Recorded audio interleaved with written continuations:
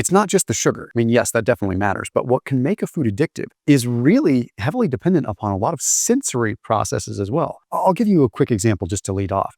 Something that's carbonated. We have oral sensory nerves, right? So when we consume something that's bubbly, it actually activates our reward system much more than just something that's maybe pure smooth, right? Like sweet tea versus a sweet soda. A sweet soda is going to trigger more of a dopaminergic effect. Now we have to remember that a lot of appetite is stimulated by dopamine or a need for dopamine. And we desensitize dopamine very, very fast. So when you dopamine stack, meaning you have things that are sweet, things that are salty, things that are high in fat, things that have good texture, all on top of one another, you get massive dopaminergic hits. Now, when that happens, you're going to degrade that system faster and you're going to need more and more to get the same effect. It's not rocket science, but it's easy to forget because food is good and we look at these things. So of course, carbonated beverages, that's something to pay attention to. But we also have to remember that when we are trying to abstain from food or trying to reduce our appetite, we can leverage these things. We can leverage these sensory things that can give us a little bit of a dopamine hit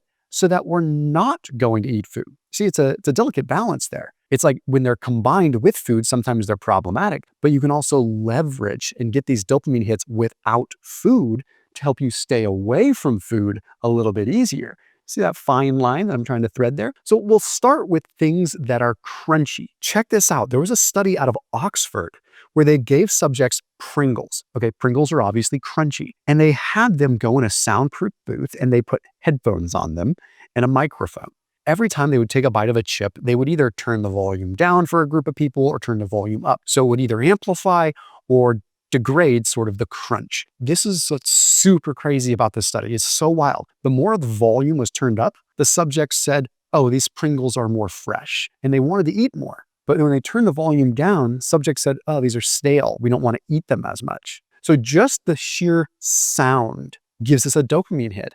And this comes from evolutionary processes, right? Like you're looking at any time like you're eating and you're getting that crunch, like it signifies that you're eating. But then food manufacturers and scientists have found a way to hijack that, right? So the crunch can do a lot for us in a bad way, but we could probably leverage that in a good way too. I'm not suggesting you go crunch on ice. That's probably not the best thing for your teeth, but they do have the ice that more, I don't know, we call it the fun ice. Like certain gas stations, they have the ice that's going to be more like soft and you can crunch it and not break your teeth. I found that actually like just getting a cup of that stuff and it's like really aerated ice, that does actually do something. I get a little hit from it and I feel like I can fast for a longer period of time. It's actually pretty darn cool. And now I realize it's based on some science. But now I move over to another one that's really fascinating. We can actually sense contrast in our mouth. So something that is crunchy and then soft, not necessarily something that we would get in nature all that often. Like a good example is a tater tot, right? It's crispy on the outside, you bite into it, it's soft. So we have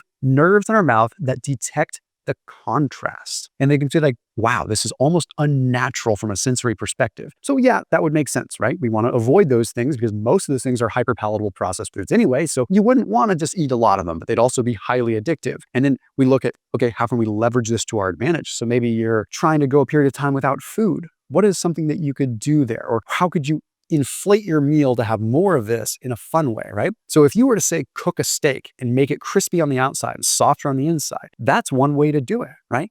Or by adding something that has a crunch aspect to it, to say your eggs, soft eggs that are high protein, getting you the nutrition that you need. Maybe you put a little bit of something crispy, right? Maybe you put some coconut flecks or something. That would be weird with eggs, but you could find a way to do it. There's something there, okay, without mixing a bunch of different fats and carbs, because that would be problematic. Point is, get creative with it. I don't have all the solutions here, but if you mix something that's kind of soft and crunchy at the same time, and you can take a bite at the same time, you actually get more satisfaction out of it. So you could have a more bland food that tastes pretty darn good. Now, one thing that I know for a fact curbs my appetite is green tea, hugely, and there's lots of science to back that up. The EGCG in green tea is notorious for curbing the appetite. Okay, so it has a huge effect on that. Also, just the caffeine. I mean, just sheer caffeine is a major appetite suppressant, but you could have decaf green tea and still get a similar effect. There are thermogenic components in green tea. So green tea can actually elevate your body temperature and increase what's called dietary induced thermogenesis without even consuming calories. When your body heats up, your appetite actually goes down. And then there's evidence to support that green tea consumption ends up triggering satiety hormones. So it actually blunts ghrelin and increases leptin. And some of this is because of the high concentration of antioxidants that are in green tea. Could you get this effect from coffee? To a certain degree, but the evidence is really stacked more in favor of green tea from the non-caffeine oriented effects when it comes down to crushing appetite. So sipping on green tea to curb your appetite is one of the most tried and true things that I do. It works extremely well. So I put a link down below to the green teas that I use. It's from Pique tea. Now, Pique tea has all kinds of different varieties of teas, but I like their fasting teas specifically. They have a ginger green tea and a matcha green tea.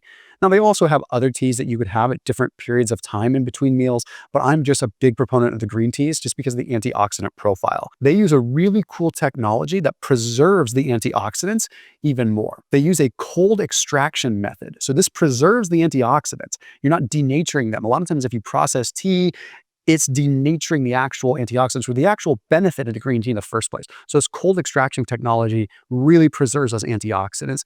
Not to mention, they triple toxin screen everything. So you don't have the risk of the heavy metals or the other things and environmental toxins that can sometimes end up in tea. So we're talking really clear, pure stuff. And it's perfectly measured and dosed so that you can instantly dissolve it in cold water or hot water. So if you wanted to have iced tea or if you wanted to have hot tea, it's dissolving instantly and it's perfectly measured for the right amount of antioxidants.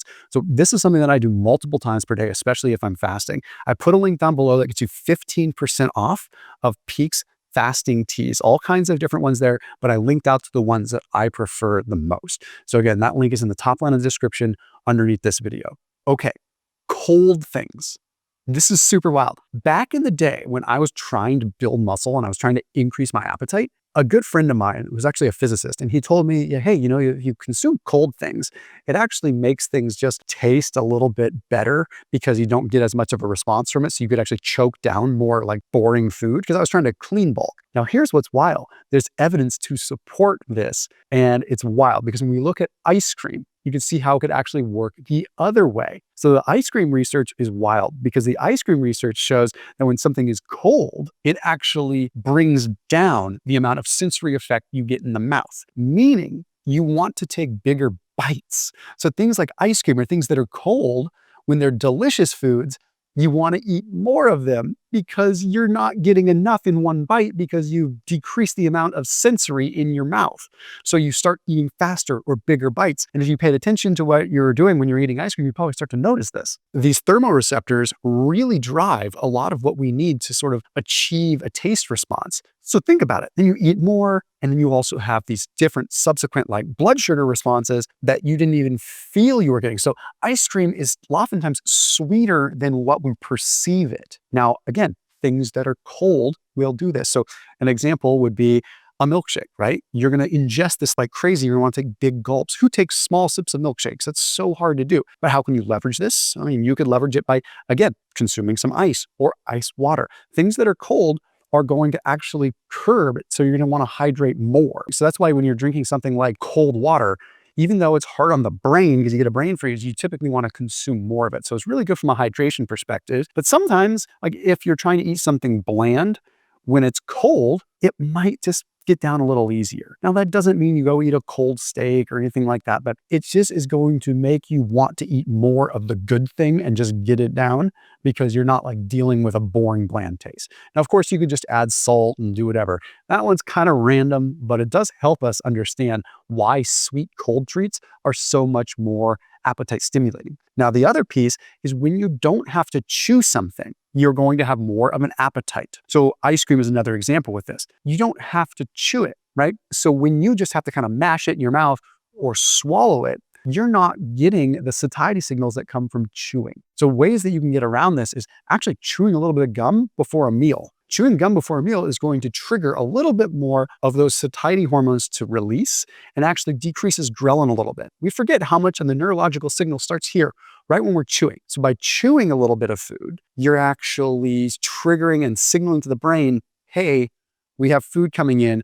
We can start to reduce the appetite. But if you were to just be scooping soft things like pudding or ice cream or yogurt, you can see how it's easy to overdo it.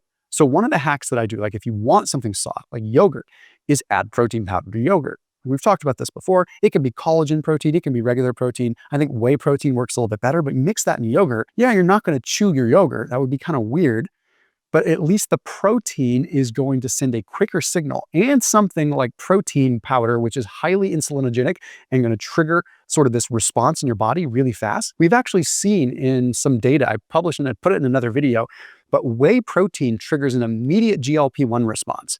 That's like what Ozempic works upon, that pathway. So whey protein, even though it doesn't last long, it triggers a GLP-1 response that satiates you very, very fast. So if you were to put protein powder in your ice cream or protein powder in your yogurt or whatever soft food, protein pudding, it sort of cancels out the fact that you would want to eat more of it. That's why, like, you have a yogurt, even if it's a high calorie, higher fat yogurt, it still feels like a light meal, even if it was 500 calories worth of yogurt. And that's simply because you're not chewing and you're not getting the signal and that dopaminergic effect. So these sensory attributes matter much more than we think. Not to mention one final piece, the aromatic aspect of food. So the more food smells good, the more we're going to want to eat it. We know this. You walk through Disney World, they're pumping out the smell of popcorn so that you eat more. So just be aware of those things as well. As always, keep it locking here on my channel. I'll see you tomorrow.